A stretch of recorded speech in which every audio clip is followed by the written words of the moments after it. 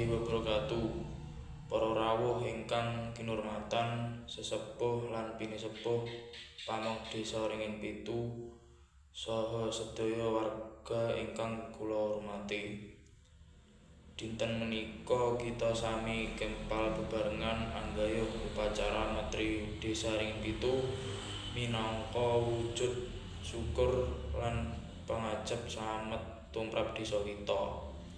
Titi laksana upacara badhe kalampahan kanthi runtut mekaten pambukaan kanthi doa syukur, sambutan saking Kepala Desa Ringin Pitu, panyedya sesaji minangka pralambang panyuwunan rahayu lan berkah.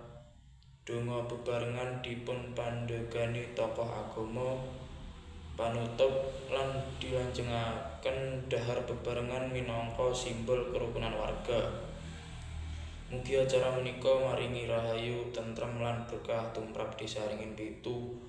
Mekaten prantacara ingkang saged kula aturaken, mugi adicara lumampah lancar tanpa halangan. Wassalamualaikum warahmatullahi wabarakatuh.